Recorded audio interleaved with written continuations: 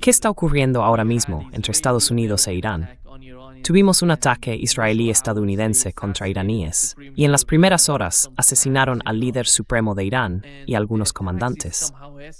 Los ataques están escalando de alguna manera, hasta el punto de que todas las bases estadounidenses en Oriente Medio fueron alcanzadas.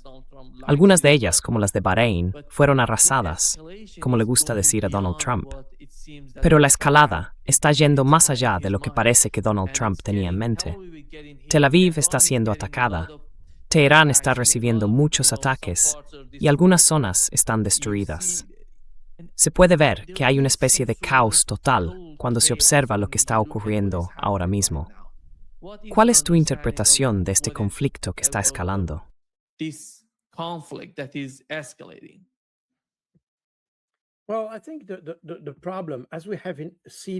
Bueno, creo que el problema, como hemos visto en otros conflictos, es la incapacidad de Occidente para comprender a su adversario, para entender la postura del adversario. Verás, cuando hablamos de lo que ocurrió el sábado y ayer, primero tenemos que considerar lo que pasó antes, para entender la posición de los iraníes. A comienzos de este año, bajo los auspicios de Rusia, se estableció un diálogo entre Irán e Israel. La idea era firmar una especie de pacto de no agresión entre ambas partes, y eso se organizó a través de la diplomacia rusa. Más tarde, a principios de este año, bueno, no este mes sino el anterior, febrero, tuvimos conversaciones en Ginebra con Jared Kushner y Steve Witkoff.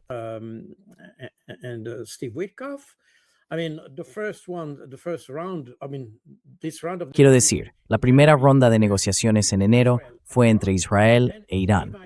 Luego, en Ginebra, se celebraron las conversaciones entre Estados Unidos e Irán. Hemos visto, por cierto, que la primera ronda de conversaciones fue solicitada en realidad por Israel. Querían algún tipo de acuerdo de no agresión. En cuanto a las conversaciones con Estados Unidos, hemos visto que este fue aumentando sistemáticamente sus exigencias, hasta el punto de que dichas exigencias simplemente no podían ser cumplidas por los iraníes. Es decir, se les pedía literalmente poner en riesgo su seguridad nacional, abandonando los misiles balísticos y cosas por el estilo.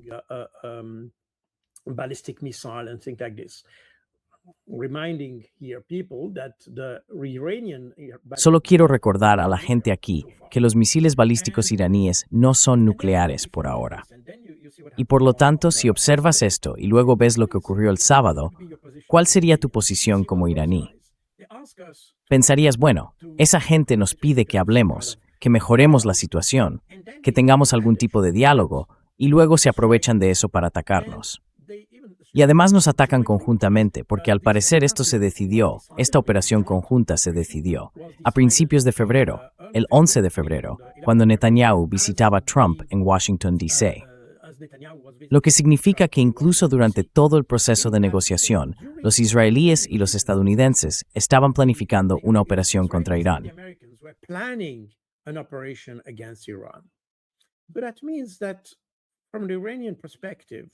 Pero eso significa que, desde la perspectiva iraní, ¿cómo puedes confiar en tus socios? Quiero decir, no socios, tus contrapartes. ¿En quién puedes confiar? Hablan y hablan. A primera vista, se trata de paz y diálogo, pero entre bastidores están trabajando para organizar operaciones en tu contra. Así que ahora estamos en una situación en la que Irán ha sido atacado por ambos países. Como dijiste antes, aparentemente hay una división del trabajo entre Estados Unidos e Israel. Los israelíes atacan lo relacionado con el liderazgo y el sistema de mando y control de las Fuerzas Armadas, incluidos los guardianes de la revolución, y los estadounidenses atacan la infraestructura, como las instalaciones nucleares y cosas por el estilo. Así que eso es lo que hay.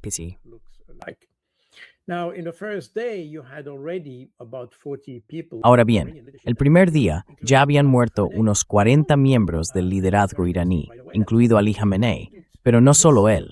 Y eso es muy interesante, por cierto, que los israelíes no perdieran la oportunidad de mantener viva su tradición y atacaran una escuela en Teherán, matando a 160 niños. Así que vemos que, a pesar de la narrativa de que llevan a cabo ataques muy precisos, esos ataques precisos también alcanzan a niños, como hemos visto en Palestina. Y esto es algo que, por cierto, ningún medio de comunicación occidental ha informado. Ayer vi un reportaje en la televisión belga. Hablaron de las 9 personas que murieron como resultado de la represalia iraní en Tel Aviv, pero no hubo ni una sola palabra sobre los 160 escolares muertos en Teherán.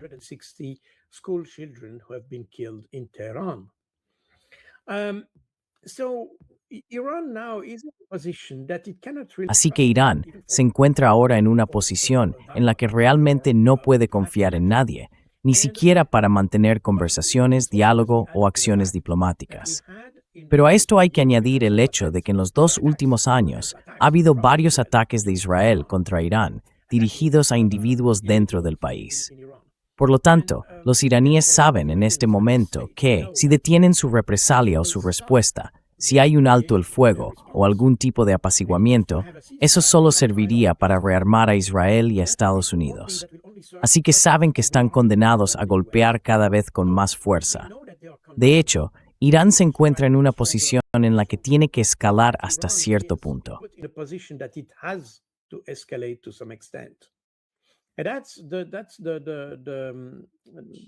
Y esa es la tragedia de la situación, porque ahora Irán no puede confiar en ninguna iniciativa diplomática que provenga de Estados Unidos, y Estados Unidos es el único interlocutor o socio de diálogo que puede tener. Israel no es ningún socio. Europa es inexistente diplomáticamente. Estados Unidos era la única potencia que estaba más o menos dispuesta a hablar con los iraníes. Pero incluso eso, como vimos, no fue más que un ejercicio de duplicidad por parte de los estadounidenses. Así que ahora, ¿en quién se puede confiar? La única manera es llevar el conflicto hasta el punto en que tanto Israel como Estados Unidos tengan que suplicar por la paz. Ahí es donde estamos. Y eso se debe a que los iraníes no pueden confiar en ninguna iniciativa de paz o de diálogo que venga de Estados Unidos. En cuanto a los israelíes, probablemente podamos olvidarnos de eso. Es un step de un arte muy brígica. So we are in a very tragic situation. Iran is a country that has much bigger resources. Irán es un país que tiene muchos más recursos de los que pensamos y probablemente sea lo suficientemente capaz y resistente como para sostener, digamos, una especie de guerra de desgaste. Porque sus recursos no son infinitos. Su capacidad de lucha no es infinita. El número de misiles o drones o lo que sea que tengan no es infinito. Pero probablemente se hayan preparado para una situación así. Según entiendo, la forma en que Irán concibe esto es que ha planificado una guerra prolongada contra Estados Unidos e Israel. Por otro lado, Estados Unidos ha fracasado en su primer intento de derrocar al régimen. Puede que haya matado a Ali Khamenei, pero matar al líder no es lo mismo que derrocar al régimen. The leader is not overthrowing the regime, and that's very important to understand that. Y eso es muy importante de entender. ¿Por qué digo que fracasó? Fracasó por culpa de los estadounidenses y los israelíes. Evidentemente, el objetivo principal de toda la operación era lograr un cambio de régimen. Pero para que haya un cambio de régimen, el problema es que la suposición de Occidente en general y de Estados Unidos e Israel en particular era que la población iraní odia al régimen. Incluso he visto a algunos periodistas en Suiza afirmar que el 80% de la población está dispuesta a derrocarlo, porque creen que Irán solo se mantiene unido gracias a una pequeña élite que conserva el poder.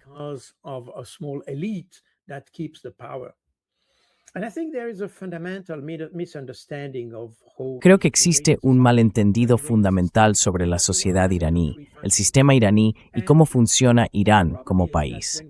El problema es que cuando vemos, y lo vimos en enero, todas esas manifestaciones y protestas, lo que los medios no dijeron es que todas esas imágenes o videos que vemos provienen de ciertas ciudades, a menudo grandes, pero puede que no se repitan en otras partes del país.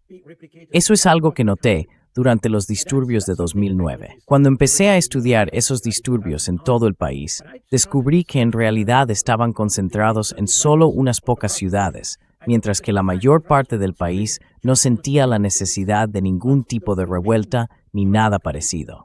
the need of having any kind of revolt and things like this.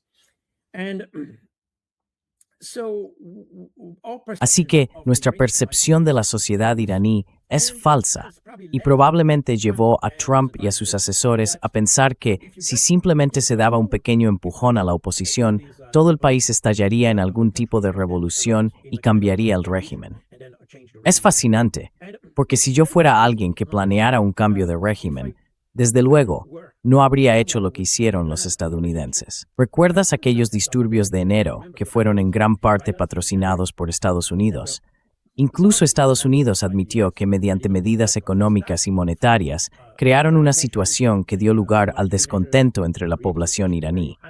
Y luego, ¿recuerdas el episodio de los terminales Starlink introducidos de contrabando en Irán para crear redes e intentar fomentar una revolución? create some kind of networks in order to foster a revolution. So they did that in January. But Así que hicieron eso en enero, pero al parecer el gobierno logró mantenerlo bajo control. De nuevo, no estoy hablando del número de víctimas. Creo que aquí estamos en un terreno que oscila entre la desinformación y la propaganda. Sin duda hubo algunas víctimas, de eso no cabe duda, pero no en las cifras que informó nuestra prensa. En cualquier caso, de algún modo el gobierno consiguió mantener todo bajo control. Luego, en febrero, dejamos de hablar de esos disturbios, y de repente, a finales de mes, llegó esa ofensiva. De hecho, si realmente se estuviera planeando un cambio de régimen, se habría hecho exactamente lo contrario. Se habrían combinado tanto la ofensiva militar como los disturbios para aprovechar la situación.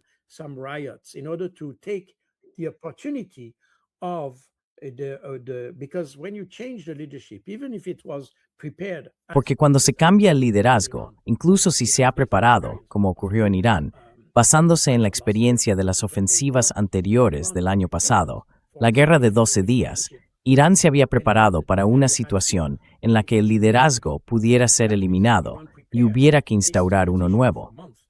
Por esa razón, Irán preparó esta transición durante meses. Eso significa que probablemente todas las decisiones que se tomaron fueron adoptadas por el líder, el que estaba al mando, pero es probable que se compartieran con el segundo al mando, quien debía asumir el control en caso de que el líder muriera. Así que Irán preparó esta transición, pero, aún así, independientemente de que la transición sea fluida o no, rápida o lenta, una transición es siempre un momento de debilidad. A transition is always a moment of weakness. And that's the moment the Americans Y ese es el momento que los estadounidenses deberían haber aprovechado para desestabilizar al gobierno con disturbios y todo eso. Eso no ocurrió. Eso no ocurrió. En mi opinión, secuenciaron las operaciones de una manera completamente equivocada. Como resultado, creo que este cambio de régimen no se ha producido. Hubo un cambio de líderes, pero no un cambio de régimen. El problema en una situación así, y eso es algo que he estudiado en muchos artículos que he escrito sobre el tema, es que cuando empiezas a matar a los líderes, el peligro es que no sabes quién será el siguiente. Conoces a los que están al mando, pero no sabes quién vendrá después. Y por lo tanto, cuando empiezas a matar a los líderes, te colocas en una situación de incertidumbre sobre cómo reaccionarán esos nuevos líderes y cómo responderán ante la situación.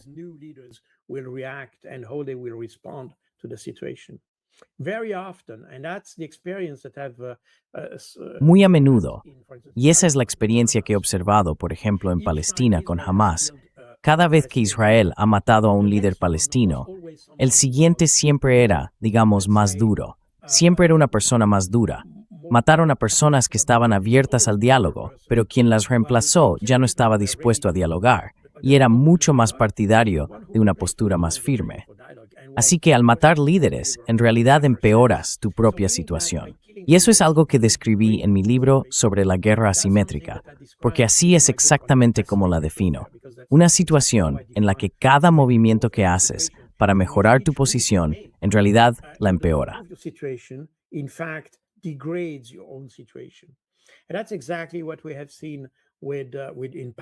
Y eso es exactamente lo que hemos visto en Palestina durante años con Israel, y están haciendo exactamente lo mismo con Irán.